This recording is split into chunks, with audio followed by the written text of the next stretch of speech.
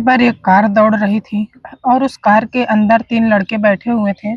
2 लड़कियां बैठी हुई थीं। सुबह के लगभग 3:30 के आसपास का वक्त रहा होगा। इसी बीच एक लड़के ने लड़की को उसके शरीर के अलग-अलग हिस्सों को टच करना शुरू कर दिया। जैसे ही उसने टच करना शुरू किया, लड़की को गुस्सा आता है और लड़की ने इसका विरोध करने लगती है। लड़की कहती है, "यह सब करना गलत है। तुम मुझे बिल्कुल टच मत करना। यदि टच करने की तुमने फिर से कोशिश की तो वह शोर मचाएगी, चीखेगी और चिल्लाएगी।"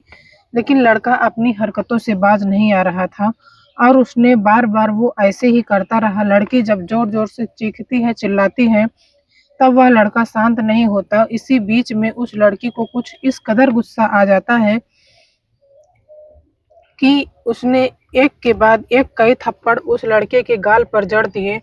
जैसे ही लड़के को थप्पड़ लगती है, लड़के की ईगो हर्ट हो जाती है, उससे बहुत गुस्सा आता है और उसने उस लड़की को कार के अंदर ही बहुत बुरी तरह से पीटना शुरू कर दिया। जैसे वो उसकी पिटाई कर रहा था, कार की जो रफ्तार थी, रफ्तार भी धीमी हो जाती है, हल्की हो जाती है।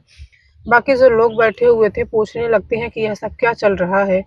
तुम दोनों ऐसा क्यों कर रहे हो? लेकिन जो लड़का था उसकी हरकतें इतनी बढ़ जाती हैं कि उसने चलती हुई कार की खिड़की खोलता है और खिड़की खोलने के बाद उस लड़की को ज़ोर से एक लात मार देता है। जैसे ही लड़की को लात लगती है, लड़की जाकर सड़क पर गिर जाती है। हाईवे था, हाईवे पर वाहन दौड़ रही थी और जैसे ही कार की खिड़की खुलती है, लड़की गिर जाती है।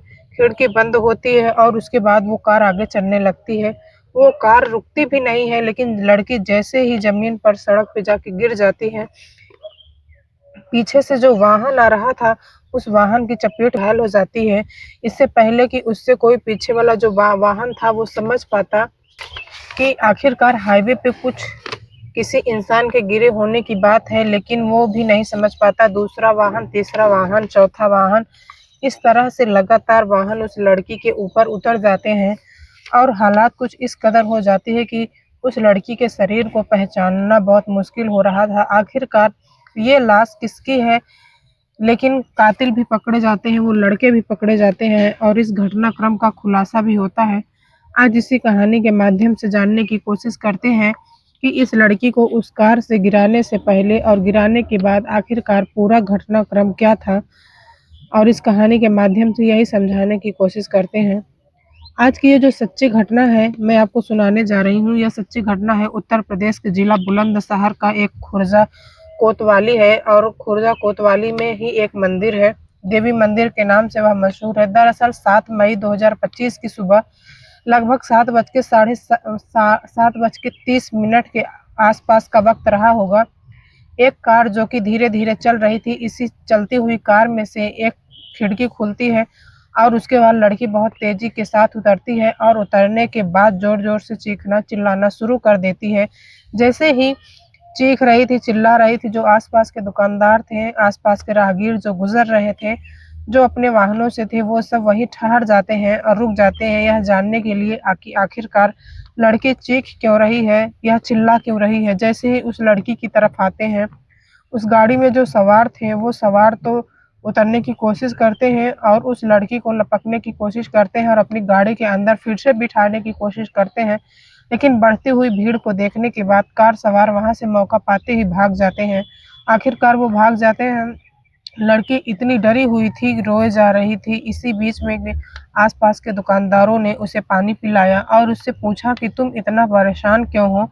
वो लड़की कहती है कि उसके साथ बहुत भयानक हुआ है, बहुत गलत हुआ है। तभी आस-पास के दुकानदार उससे कहते हैं कि देवी मंदिर चौकी है, आप हमारे साथ वहाँ चलिए। देवी मंदिर चौकी पर उसको लेके जाते हैं और ले जाने के बाद जब पुलिस वालों के पास लड़की पहुँचती है, तो रोते-रोते अपनी सारी कहानी बयाँ करती है, क्योंकि मामला अब उच्च अधिकारियों तक पहुँचने वाला था, मामला बड़ा था।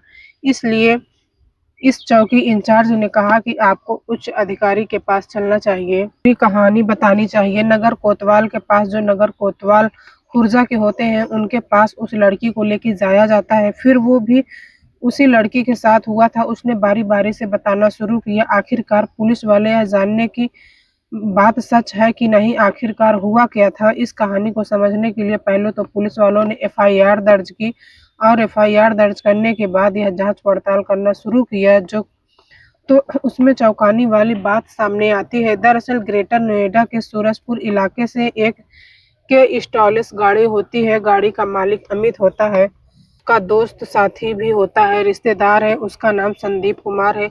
संदीप कुमार वैसे तो मूल रूप से हाथरस का रहने वाला होता है, लेकिन पिछले काफी समय से वह ग्रेटर नोएडा में सूरजपुर इलाके में रहता है। अब इन दोनों ने 6 मई 2025 की शाम लगभग 6:30 या 7 बजे के आसपास का वक्त रहा था। दोनों लड़कियों को नौकरी दिलवाने का वादा किया। उन्होंने कहा कि तुम्हारी किसी से मुलाकात कराएंगे ना।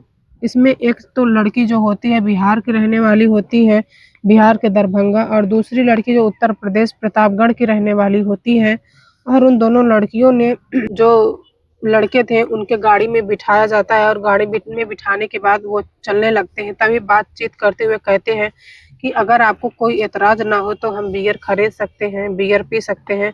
लड़कियों ने कहा हमें कोई एतराज नहीं है। तभी बियर ली जाती है एक दुकान से। बियर लेने के बाद उस लड़की दोनों लड़कों के साथ कार में बैठकर चलने लगते हैं।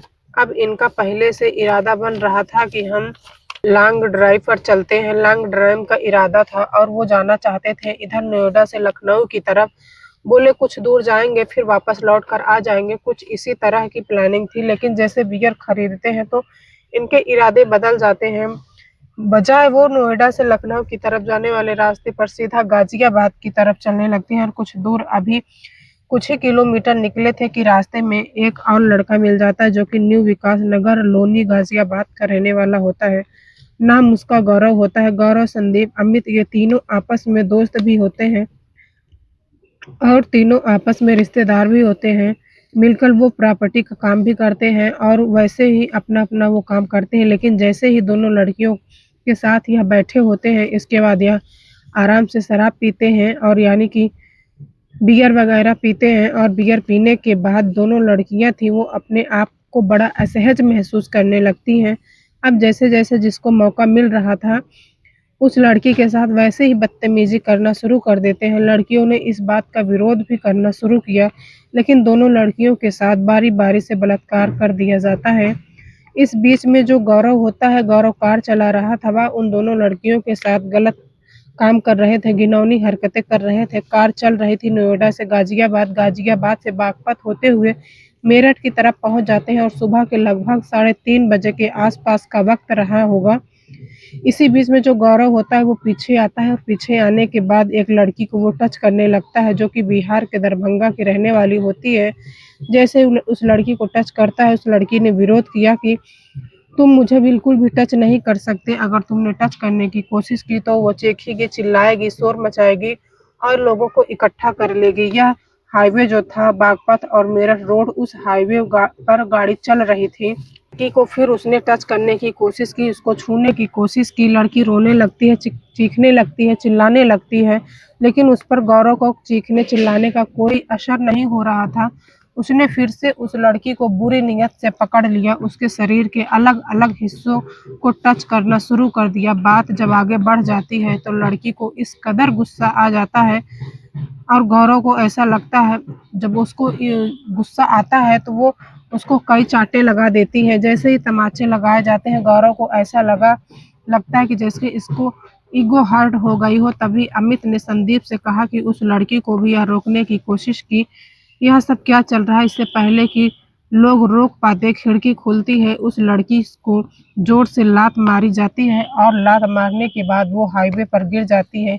एक के बाद एक कई वाहन जो आ रहे थे उस वाहनों की चपेट में वो लड़की आ जाती है और वाहनों की चपेट में आने पर से लड़की की मौत हो जाती है। अब इसके बाद संदीप, अमित और जो साथी उसका गौरव होता है वो लड़की को लेकर अपने साथ चले जाते हैं। अब वह लड़की भी डर जाती है, सहम जाती है, क्योंकि इससे पहले उसके साथ गंदा और घिनौना कृत्य हो चुका था। अब इसके बाद उन्होंने यहाँ ये जो लड़की थी इस लड़की को फेंका और मेरठ का एक थाना लगता है जानी, वहां पर फेंक कर आराम से निकल जाते हैं। और यहाँ से जाने के बाद फिर से चलने लगते हैं प्रतापपुर, टीपी नगर से खर खरखौदा, खरखौदा से बुलंदशहर, से खुर्जा यानी बुलंदशहर और मेरठ के बीच में एक जगह लगती है जहाँ सुनसान इलाका होता है। वहाँ सुनसान इलाके में इन तीनों लड़कों ने संदीप, अमित और गौरव ने मिलकर उस लड़की के साथ सामूहिक बलात्कार किया। वो लड़की चीखती रही, चिल्लाती रही, लेकिन इन पर कोई असर नहीं पड़ा।